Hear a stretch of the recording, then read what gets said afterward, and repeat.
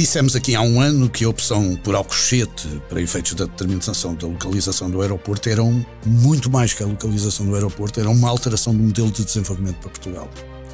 Passado um ano, afinal, o Parque das Cidades do Tejo é a concretização dessa inevitabilidade para abrir uma discussão muito interessante. Mais de 4.000 hectares de intervenção, dos quais 3.000, obviamente, em Alcochete. 4 grandes polos de intervenção e novas travessias, 2 com uma terceira entre Barreira e Seixal. 28.000 habitações, importantes equipamentos logísticos, industriais e culturais. São uma proposta séria para uma área que representa cerca de 30% da criação de riqueza nacional, mas que transforma definitivamente Lisboa numa cidade de 2 margens e não numa cidade imperial virada à mar. Claro que tem alguns riscos, e o risco da força centrífuga é inegável, mas isso poderá ser resolvido se nós conseguirmos transformar o ponto de atração no aeroporto num novo Portugal, como uma centralidade diferente. As 2 margens do Tejo vivem separadas, quer pela penosa mobilidade, quer por algum preconceito social e até classista. A ideia da integração urbanística, social e económica da Bacia do Tejo não é nova e é revitalizada neste novo projeto agora apresentado. Parece ambicioso, moderno e visionário, cria escala e malha urbana multidisciplinar de forma muito interessante e, apesar de tudo, viável, creio. Porém, carece de vontade e de determinação políticas de um conjunto muito alargado de poderes centrais e autárquicos e de investidores privados, cujo grande tempo de realização não é apelativo a consensos tão duráveis. Porém, o passado já nos demonstrou que muitos outros planos, como este, acabam por resvalar na volatilidade dos ciclos políticos e na própria realidade. Se for este também o caso, teremos mais uma oportunidade perdida. Esperemos que não.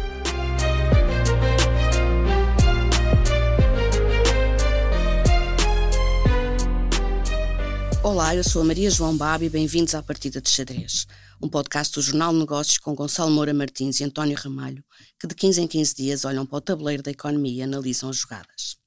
O Parque Cidades do Tejo é o tema deste episódio. Trata-se de um projeto urbanístico e de infraestruturas para a Grande Lisboa, apresentado pelo Governo já em gestão, que abrange uma área equivalente a 55 vezes a Parque Expo. Prevê a construção de 25.000 casas, a reabilitação de antigas áreas industriais, 2 novas travessias do Tejo, investimentos na alta velocidade ferroviária e a expansão das redes de transportes públicos. António Ramalho, estaremos a falar de um projeto de 15.000 milhões de euros, para investir ao longo de 50 anos. Isto antes de irmos ao projeto concreto, não posso deixar de lhe perguntar se faz sentido que seja um governo em gestão a apresentar as linhas gerais de um projeto desta dimensão. Não é um elemento, a questão da oportunidade não é um elemento particularmente determinante aqui, porque esta vai ser uma área que vai estar sob discussão de bastante tempo e vai obrigar a uma reflexão profunda, dada a importância estratégica disso. Se calhar vale mais a pena lembrar, quando nós discutimos aqui o aeroporto, terminámos com uma nota que era de que a opção por Alcochete tinha como implicações uma alteração profunda do desenvolvimento geográfico do país como um todo. E a prova de que essa parte que eu estou convencido, como estava no fim do podcast, já pouca gente ouviu, acabou por ser, digamos assim, e ter reflexo exatamente nesta proposta de valor que é colocada aqui pelo Governo e que vai permitir, digamos assim, uma ampla discussão sobre temas que alguns deles já existiam, mas que agora estão conciliados, digamos assim, de uma forma integral. Se nós pensarmos bem, esta é uma situação particularmente importante. Porquê? Primeiro estamos a falar da região da Grande Lisboa. A Grande Lisboa são 18 municípios, são 17 cidades, são 2.870.000 pessoas, o que significa basicamente, estamos a falar cerca de 28% da população ativa. É simultaneamente uma área particularmente importante do ponto de vista económico, do ponto de vista das exportações, que é sobretudo do ponto de vista das importações, mas é uma zona que está mal distribuída.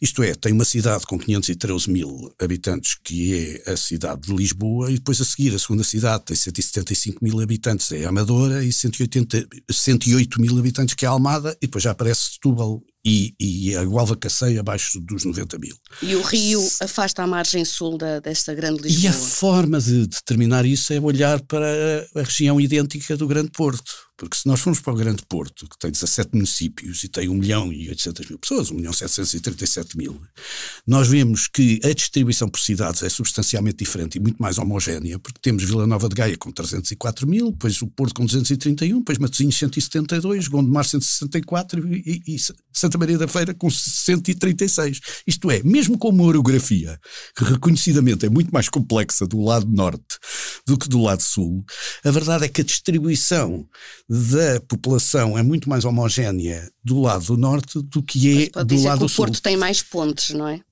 Exatamente, porque o estuário do Tejo é ele próprio, digamos assim, um criador de uma separação essa que este plano de alguma maneira visa resolver, ou visa pelo menos endereçar, exatamente pelo efeito da escolha de Alcochete ter sido feita no local onde foi.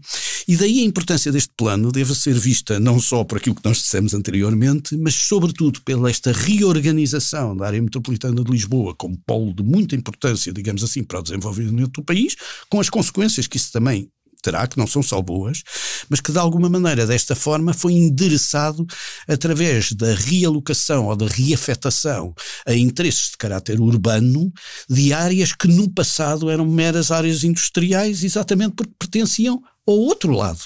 E o outro lado não fazia parte da cidade. E, portanto, de alguma maneira o que está aqui em causa é que de repente olhamos todos e percebemos que tínhamos uma cidade de mar, porque o estuário era um mar, e vamos passar a ter uma cidade de duas margens. E essa diferença substancial que o aeroporto introduz, o aeroporto e não só, o aeroporto, as ligações de alta velocidade, e também o novo fecho do atual. Sim, mas é basicamente um novo aeroporto, a atração que isso representa do ponto de vista da reorganização do espaço de mobilidade, que vai obrigar a uma solução que poderia ser essa ou outra qualquer, e portanto no fundo o que estamos a discutir é uma solução que já tem resposta para uma reorganização do espaço territorial que no fundo vai afetar a área metropolitana mais relevante que nós temos, que é a área metropolitana de Lisboa. E portanto era esperado que isto acontecesse, era previsível que isto acontecesse e ainda bem que se começa a discutir o mais cedo possível este tipo de iniciativas. E Gonçalo Moura Martins, isto não corre o risco de passar de mais um PowerPoint, isto é, nós já vimos vários planos desde que o José Sócrates era primeiro-ministro para aqueles terrenos na antiga Lisnave, em Almada, na Quimigal do Barreiro, na siderurgia no Seixal. Corre sempre. Em Portugal corre sempre esse risco. E nós já tão grande e nós já vimos. Eu acho que hoje, com a atração do aeroporto, e isto é um dado importantíssimo que o António já reforçou, pode ser uma inevitabilidade. E o que está, e por isso é que eu acho a oportunidade da apresentação da concepção deste plano, que é no fundo a reunião e a conjugação de outros mais pequenos que havia no passado, já tinham sido apresentados. Esta oportunidade é essencial para que nós possamos controlar o desenvolvimento e não sermos reativos relativamente ao que vai acontecer pela força centrífuga que o aeroporto vai introduzir. Isso é que era importante determinar. Mas há uma coisa muito engraçada que o António referiu quando diz esta expressão até bonita de que vamos deixar de ter uma cidade de mar para ter uma cidade de rio. Nós nunca ouvimos dizer que os gaenses são da margem sul, no norte, isso não existe. E nós aqui os almadenses e toda a gente, até com um certo elitismo, se diz que são da margem sul, porque o rio é tão largo e o rio ainda não conseguiu proporcionar soluções de mobilidade que façam a união entre as duas margens, como aconteceu no Porto. Ninguém diz que é da margem sul ou da margem norte, que é uma expressão que existe cá e não existe lá. E portanto é uma oportunidade única. Agora, nada disto vai ser possível fazer se não se resolver o problema da mobilidade. Porque não é com esta mobilidade que hoje temos que vai ser possível fazer este desenvolvimento. E eu acho que isso é que acho que isso é que peca neste plano, ou seja, não são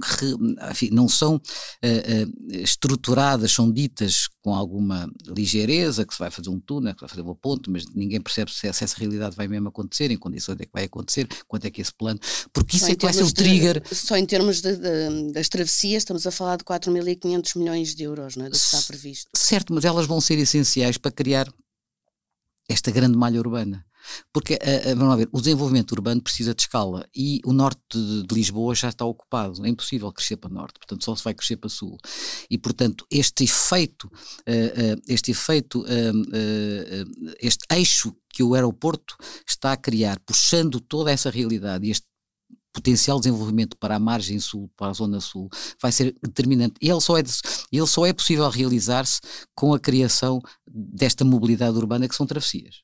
Então, travessias e transportes públicos de travessia do Tejo bem mais eficientes e bem mais rápidos e bem mais efetivos do que aqueles que nós temos hoje. Portanto, em sua opinião, com ou sem este grande projeto que envolve todos estes municípios, essas duas grandes travessias que estão previstas deviam ser projetos a avançar o mais rapidamente possível, porque já hoje são necessários. Porque isso é que vão ser âncoras do desenvolvimento. Ninguém vai começar a desenvolver habitação, infraestruturas culturais, sociais ou industriais do outro lado do rio, como este plano prevê, se não souber à partida quanto é que vai ter um túnel, quanto é que vai ter uma ponte extra, etc.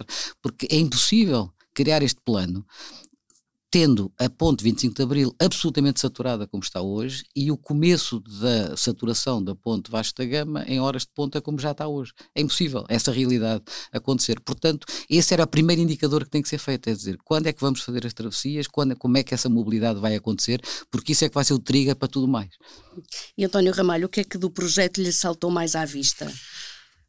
Eu ainda sobre esta parte dos fluxos e da movimentação, talvez seja importante dizer às pessoas um conjunto de dados que se calhar as pessoas com esses dados percebem a importância do que o Gonçalo acabou de dizer. Nós temos, digamos assim, os fluxos de movimentação da população que vive neste agregado, das 2.800.000 pessoas que vivem neste agregado, temos uma mobilidade natural de cerca de 81 a 82%. Temos alguns concelhos da margem norte, nomeadamente Odivelas e Amadora, que trabalham já muito perto dos 90% de mobilidade, isto é, todas as pessoas se movimentam, digamos assim, dentro da própria AML, porque 65% dos movimentos são dentro da própria AML. O que acontece basicamente é que essas pessoas movimentam-se em média 2,6 vezes por dia e, curiosamente, movimentam 59% em automóvel, em suave 23%, e suave envolve também o caminhar, portanto o ir a pé, portanto são pessoas que se movimentam em circuito curto, digamos assim, da sua vida, e o transporte coletivo representa só 15,8%, ainda assim é melhor do que o Porto, que representa 14%. Mas o movimento demora 26 minutos em média, o que significa que tipicamente não estou a trabalhar para as duas margens, estou a trabalhar só para uma, e simultaneamente tem um caminho médio de o longo médio é de 14,6 km. O que nós temos que pensar é que ou alargar esta mancha e ou criar, digamos assim, uma circulação que vai aumentar, digamos assim, a mancha de intervenção, sobretudo entre as duas margens, o que vai acontecer é que os quilómetros aumentam muito, mas o tempo de movimento não pode aumentar muito.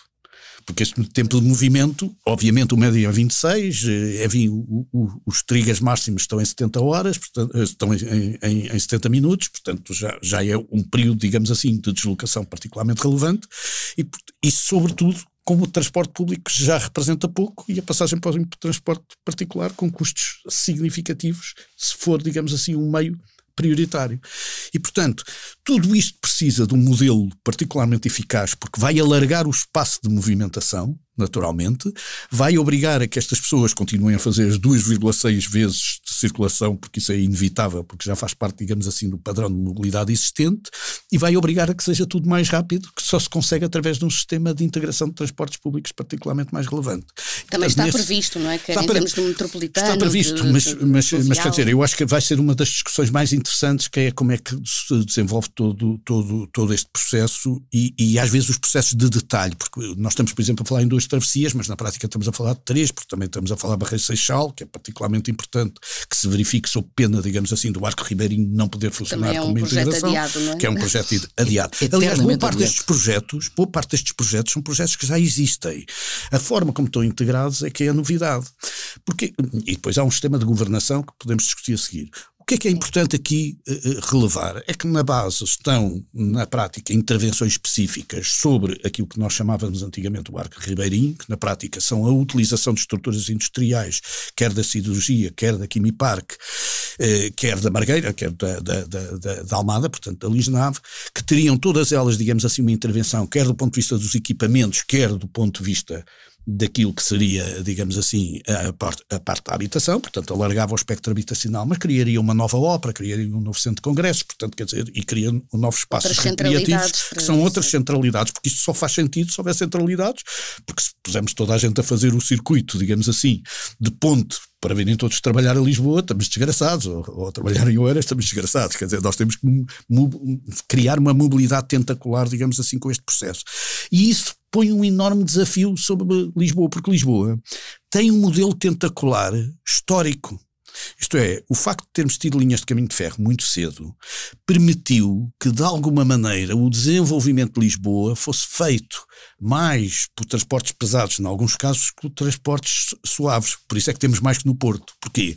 Porque tínhamos a linha de Sintra, porque tínhamos a linha de Cascais e depois tivemos também a linha da Azambuja. E isso, quando o transporte é feito de estruturas pesadas, cria uma espécie de tentáculo que funciona eficazmente do ponto de vista do desenvolvimento ser mais bem organizado. É aquilo que se chama a pata de ramo, porque no fundo é um batráquio que põe as patas grandes e depois faz um desenvolvimento, digamos assim, das membranas.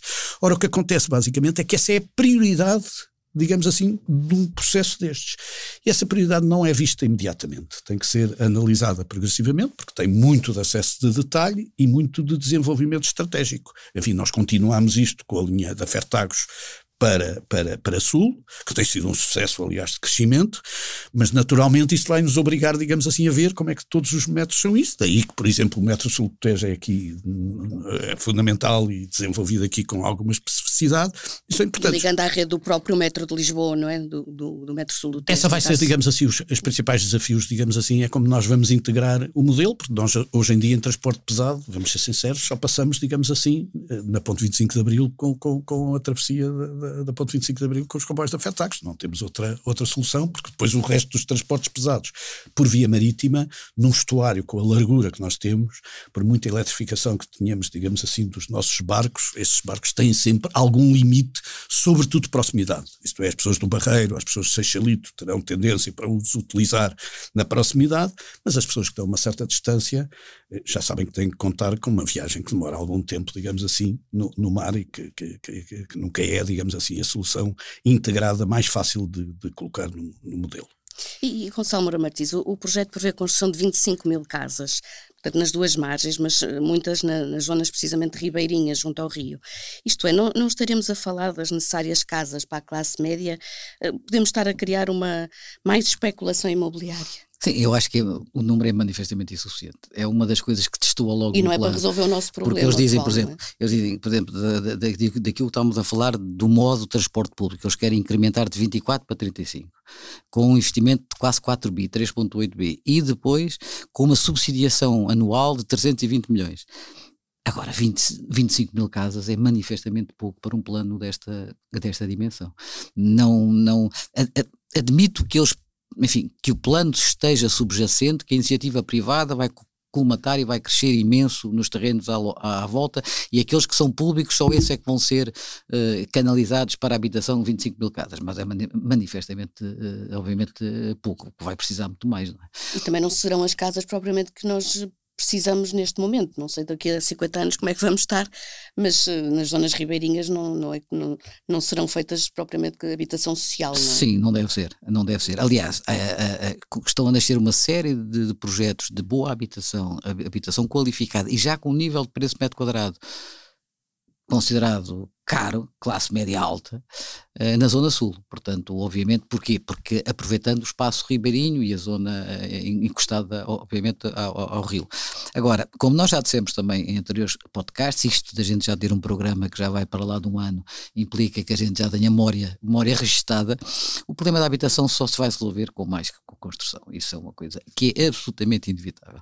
E, portanto... E ver 25 mil casas, acha o governo não aproveitar para disponibilizar, mesmo que não faça dentro deste programa, mas disponibilizar uma quantidade de terrenos públicos autárquicos para que possam ser disponibilizados para fazer habitação, neste plano, é um erro. Eu acho que devia ser, é uma falha grave deste plano. Porque este plano tem um mérito. Este plano tem um mérito de criar uma sinergia entre o poder central e o poder municipal. São 18 municípios mais Benavente, que é uma coisa que pode ser única, que é o que eu chamo uma parceria pública só entre o poder central e o poder autárquico para desenvolver este projeto. Porque é um projeto para muitos anos e é um projeto que existe não só uma motivação e um consenso político, mas exige que haja uma interligação muito grande entre aquilo que são as obrigações do poder central e aquilo que são, por sua vez, depois as obrigações e a capacidade do poder local. E quando nós dizemos que tudo o que é a mobilidade é centralizada, e é absolutamente fundamental e crítica para o desenvolvimento do projeto desta natureza, isso compete ao poder central. E essa guidance, esses projetos devem ter a prioridade do poder central para que depois o poder local tenha confiança e saiba que possa fazer um plano de desenvolvimento suportado de uma mobilidade que já está em curso. Mas aí, quer dizer, no fundo devia haver quase um pacto de regime para este projeto, porque não sabemos nem em termos de governo, nem em termos das 19 câmaras municipais envolvidas, quais vão ser Eu acho que sim. Os partidos que vão estar à frente dos próximos tempos. Eu acho que sim. Isso torna irrelevante o momento em que ele foi apresentado. Porquê? Porque é uma coisa que vai durar para tantos anos e como vai ser transversal aos partidos políticos, sejam eles do poder central, sejam eles do poder autárquico, para os quais até vamos ter já eleições em outubro deste ano, que é importante que haja algum consenso e um guidance global relativamente à feitura deste plano. Agora, se nós não conseguirmos fechar o caso do aeroporto, se nós não conseguirmos indicar claramente quais vão ser as travessias, o incremento da mobilidade urbana, isso compete ao poder central. E isso sim tem que ter um consenso político, pelo menos entre os dois grandes partidos de poder em Portugal. Vai ser muito difícil depois o poder autárquico, que vai mudar entre partidos uns e outros, porque são, apesar de tudo, muitas câmaras pluripartidárias, elas não vão conseguir acompanhar e vão descredibilizar o próprio plano. E António Ramalho, o Gonçalo falou agora no papel que os privados também podem ter num projeto como este. Se virmos esta dimensão, apesar de não há uma data, um valor global fechado, etc., mas como é que isto se paga? As parcerias público-privadas podiam ser uma forma de financiar muitos destes projetos? Eu julgo que estamos numa área onde precisamos, obviamente, de avaliar todo o retorno que tem que ser obtido de um projeto com estas características. A primeira coisa que seria fundamental é que modelos tal como ele está organizado do ponto de vista de uma segunda Parque Expo, muito maior, porque no fundo é através de uma estrutura de uma única sociedade que vai gerir e integrar como modelo de governo, parece-me ser o mais adequado para conseguir estes consensos, dando-lhe um cunho empresarial e, como tal, um cunho de rendibilidade. E, portanto, eu também ouvi as histórias mais difíceis de contar quando o Parque Expo começou, e hoje em dia vemos, digamos assim, um caso de sucesso, aliás, onde outros países falharam completamente no sucesso de utilizar uma exposição para fazer, digamos assim, o arranque de um projeto de reintegração urbana. Então, antes de eu deixar responder à minha pergunta, perguntava-lhe se este projeto também precisaria de um mentor como o António Mega Ferreira foi para a Expo 98. Vai precisar naturalmente de mentores, se calhar não um, mas vários, digamos assim, porque hoje o sistema é um bocadinho mais coletivo e mais com exigências de corporate governance ligeiramente distintas, mas vai precisar de mentores que acreditem muito e que simultaneamente, para além do sonho do projeto, tenham, digamos assim, a racionalidade de o tornar um projeto rentável. Ele vai ter uma atração muito grande para os privados e como a Maria João muito bem disse, vai levar muitos privados a tentar beneficiar, por exemplo, na função habitacional, residencial e na função, não se esqueça, na função da atividade empresarial, porque tudo isto vai alargar a cidade a uma dimensão que vai permitir parques de escritórios, parques de semi-industriais, de energia limpa, feitos nestes diversos locais. O que acontece, curiosamente, é que, como Gonçalo disse, nós só resolvemos o problema da habitação com nova construção. Mas deixe-me dizer-lhe, qualquer construção, porque o mercado português funciona através de um sistema de rotação de casas em segunda mão e, portanto, se nós tivermos mais habitação e mais mobilidade em casas para as famílias que vão tendo alguma capacidade financeira, elas vão com isso largar casas de segunda mão com menos interesse financeiro que poderão ser utilizadas para outras funções, nomeadamente funções de suporte a atividades, a pessoas com menos rendimentos. Portanto, o equilíbrio do próprio sistema não é só trabalhar, digamos assim, na baixa gama, é trabalhar em toda a gama. Toda a gama precisa, digamos assim, de uma oferta integrada que leva a que os preços não subam permanentemente, mas que estejam razoavelmente estáveis e que haja uma rotação natural em que as pessoas alocam, digamos assim, os seus fundos a ter casas melhores ou casas mais próximas daquilo que são os seus desejos de mobilidade. Aqui, basicamente, o que eu acho é que o sistema de governação que está previsto é um sistema de governação que vai permitir olhar para estas diversas áreas. Por outro lado, estamos a pensar num sistema que cria atratividade diferenciada sobre uma zona do país, e isso é o único risco significativo, é o risco, digamos assim, da pressão que vamos ter centrífuga de alguma maneira que um modelo como este pode criar, mas com um aeroporto que vai dar uma outra capacidade de captura, quer de residentes, quer de turistas, quer de pessoas que venham a Portugal noutras circunstâncias, e nós sabemos as estimativas que nós temos no aeroporto, que são estimativas extraordinariamente agressivas.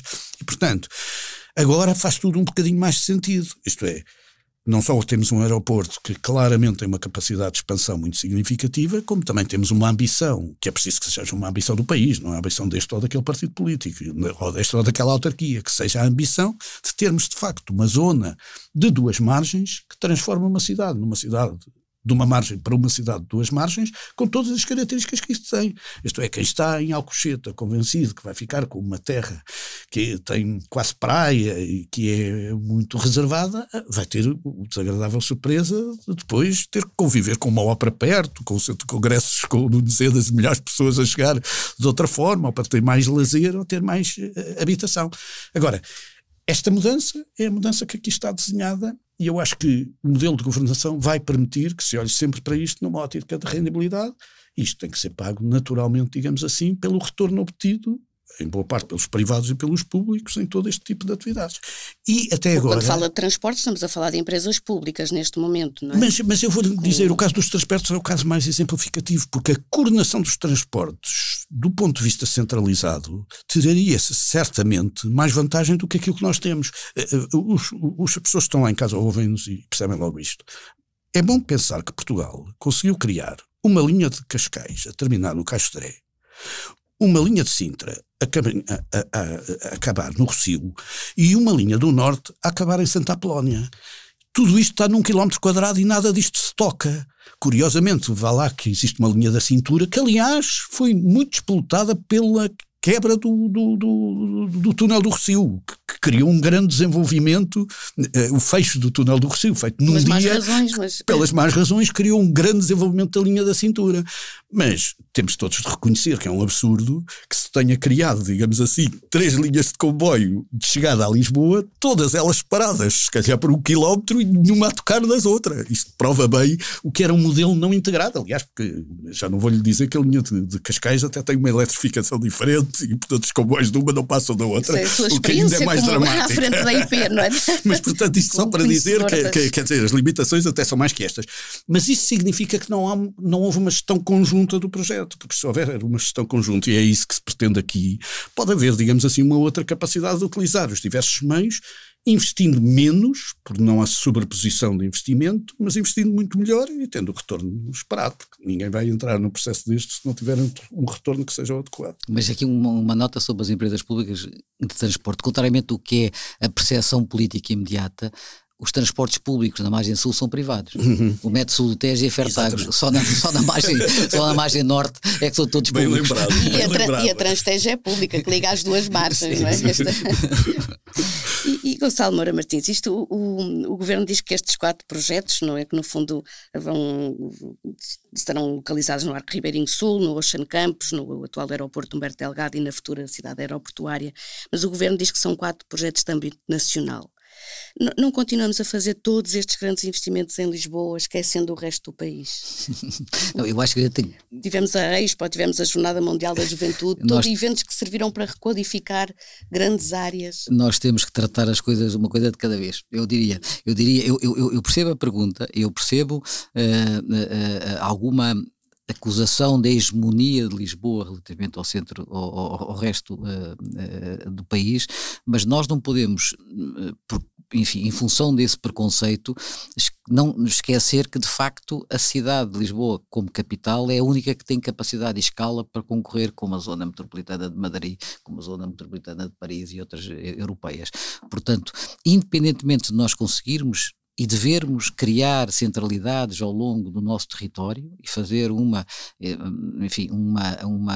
descentralização territorial do ponto de vista das infraestruturas e dos equipamentos, não podemos deixar a oportunidade de criar na capital e em Lisboa um grande centro com uma escala urbana muito significativa.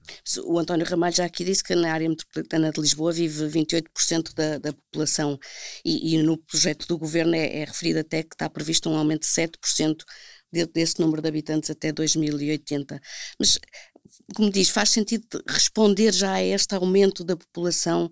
Faz mais sentido do que procurar reduzir essa concentração de pessoas na área metropolitana, apostando em políticas que promovam outras regiões do país, dando-lhes essa outra centralidade? Eu acho que as duas políticas não são incompatíveis. Estas 2,8 milhões de pessoas já cá moram e já cá estão, e o plano, penso eu, não é para incrementar a população, é para criar estruturar equipamentos e infraestruturas que provoquem que esta massa urbana e esta escala tenha melhor capacidade de desenvolvimento económico, tenha um serviço social e cultural muito mais efetivo e tenha uma mobilidade muito mais real do que ela hoje existe. Ou seja, porque a criação dessas oportunidades não só eleva, ou melhor, melhora o elevador social, cria mais oportunidades económicas, cria mais desenvolvimento económico. Portanto, não é incompatível com criar outras centralidades em todo o outro território. E fazer a discussão na maneira de antagonizar as duas coisas, ou seja, faz isto em Lisboa, mas isto é em prejuízo do resto do país. Não, isto é em benefício do país e sem prejuízo de ter políticas ativas de criar outras centralidades no território. E António Ramalho há bocado disse que havia aqui alguns pontos mais fracos deste projeto. Queres explicar-nos? Não, quer dizer, verdadeiramente este é o risco que eu diria que é mais relevante, que é sentir-se que de alguma maneira há aqui uma consolidação de um desenvolvimento demasiado lisboeta do modelo.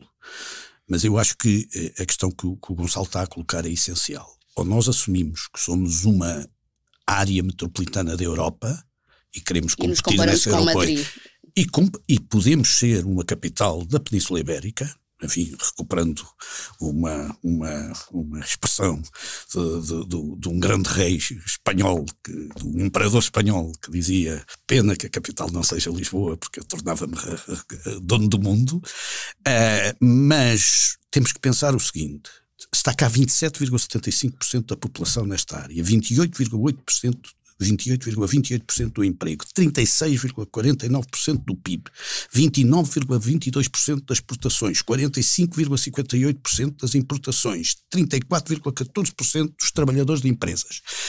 Qualquer capacidade que tivermos de crescer, por exemplo, 10% neste nível, são mais 3% para o país, são mais 4% para o país. Quer dizer, é o país que ganha. O facto de nós estarmos a retirar esta centralidade do Terreiro do Paço, que tipicamente não estava virada para o interior, estava virada para o exterior, porque estava virada para o nosso império colonial, que já não existe, e recolocarmos e recentrarmos na centralidade de uma região de duas margens, onde a Zona Sul é até particularmente mais relevante, onde se centram os pontos de conexão fundamentais, sejam os pontos de conexão informativo, sejam os pontos de conexão físico, como o aeroporto ou o TGV, vai transformar muito mais uma reflexão de interioridade do total do país. O país é demasiadamente pequeno para não ter esta capacidade de estruturar uma zona que seja cosmopolita para efeitos daquilo que é a sua representatividade europeia. E por isso é que eu acho muito bem que parte dos equipamentos, nomeadamente os equipamentos culturais, sejam refletidos lá, porque é para sentir que isto é uma centralidade real, não é Manhattan de um lado e depois subprodutos um bocadinho à volta de Manhattan. Não. Não é Lisboa aqui, porque Lisboa é adorável com 500 mil habitantes, mas se quisermos ser adoráveis com 500 mil habitantes e esquecermos que competimos, digamos assim, numa Europa mais alargada, nós não conseguiremos trazer aquilo que eu acho que é fundamental, que é uma centralidade nova para o oceano, porque eu tenho uma dúvida que é na Península Ibérica, que tem uma unidade territorial para todos os efeitos, com algum reflexo, que de facto não seja Lisboa o centro desta Península Ibérica, dada a sua proximidade aos mercados do Atlântico Sul e do Atlântico Norte. Somos nós que estamos mais perto, não é mais ninguém. E por isso eu julgo que aqui há uma visão, que é uma visão obviamente holística, mas que é uma visão, digamos assim, assumidamente defendida por alguém que pode não ter razão. Agora, esta minha visão cosmopolita de Lisboa leva-me a dizer que vale imensa pena um projeto com estas características. Lisboa não é de Lisboa, vamos falar da área metropolitana. Mas, António, e não podemos cair numa visão redutora, dizer assim, como o único sítio que é possível fazer isto, ou seja, esta centralidade de dimensão europeia é Lisboa, então não a fazemos porque os outros não conseguem fazer noutros pontos do território. Isso era um disparate total e absoluto. Essa visão redutora é muito pequena. Vamos ver se ainda somos vivos para vermos algumas, pelo menos, fases deste mega projeto. Mas isto é um projeto para os filhos, não é um projeto para nós. Mas se não começarmos agora... Exatamente. Nem para os netos. E esta partida de xadrez acaba, como sempre, empatada. E vamos às sugestões. António Ramalho quer sugerir uma batalha. É verdade, há um ano atrás quase falámos no CIBA, que é o Centro de Interpretação da Batalha de Atoleiros, que eu disse que era em Fronteira, um sítio que tem a 200 km de Lisboa, que tem 3 mil habitantes e que portanto tem naquele centro, que é um trabalho notável aliás do Gonçalo Birne, uma representação da Batalha de Atoleiros. Curiosamente, no dia 6 de Abril, foi inaugurado agora o Centro Interpretativo do Terreiro da Batalha. Isto é, o Terreiro da Batalha foi apresentado, e foi apresentado, porque é monumento nacional, o próprio Terreiro da Batalha, com uma explicação apainelada de como é que foi a batalha e com uma visibilidade própria, digamos assim, junto ao padrão da batalha, que é 5 km de fronteira. E isto significa que, basicamente, passámos a ter o centro de interpretação e o centro, digamos assim, da própria batalha. E esta batalha é uma batalha que é em Fronteira, curiosamente que é a batalha talvez que seja a mãe de todas as batalhas da independência portuguesa, porque para já foi um ano antes de Aljubarrota, portanto foi no dia 6 de Abril, aliás, comemorou-se os 641 anos. É uma batalha onde Nova Espreita tinha 23 anos, onde o Nova Espreita teve muito pouco tempo e um exército muito mal preparado para chegar a esta batalha e derrotou com cerca de 1000 homens, dos quais 200 cavaleiros que desmontaram e que se defenderam a pé, por isso é a mãe das batalhas da infantaria, conseguiu derrotar os castelhanos, que eram, digamos assim, 4 vezes mais, e que só em cavaleiros tinham 1000 cavaleiros, e que se atolaram, daí a Batalha dos Atoleiros, que se atolaram pura e simplesmente. E é uma batalha muito interessante, porque é a primeira batalha que inverte uma tendência perdedora dos portugueses durante todas as guerras fernandinas, e que de alguma maneira criou a imagem dos portugueses que era possível ganhar batalhas. E é uma batalha que tem um significado muito próprio, porque tem esta curiosidade, é que 2 dias antes sublevou-se o exército do Nuno Alves Pereira, que era feito por camponeses, porque não acreditava que o Nuno Alves Pereira fosse combater contra o meio-irmão, porque o meio-irmão mais velho é que era um dos líderes espanhóis, em que ele, no fundo, era o grande general, tinha 23 anos e nem sequer contestável ainda era, porque estava a defender um rei que ainda não era rei, porque era só o defensor do reino, que era o Dom João I. Portanto, está-nos a dar aula de história que as pessoas podiam aprender no centro de interpretação. No centro de interpretação, e podem ver, digamos assim, num sítio que tem 3 mil habitantes, que é aparentemente longe de tudo, mas que no fundo num país como o nosso não é longe, onde podem de alguma maneira, digamos assim, ter uma experiência muito interessante, que agora tem o centro de interpretação e agora tem o Terreiro da Batalha. E é muito interessante ver, e deixe-me dizer, o Terreiro da Batalha, eu estive lá, e o Terreiro da Batalha é notável porque se percebe lá porque é que o Nuno Alves Pereira ganhou. Porque de facto percebe-se que a zona, ainda por cima eu apanhei um dia depois de chuva, portanto percebe-se porque é que no Atoleiro ninguém conseguia, digamos assim, derrotar uma tropa portuguesa muito convicta e muito inspirada naquele dia.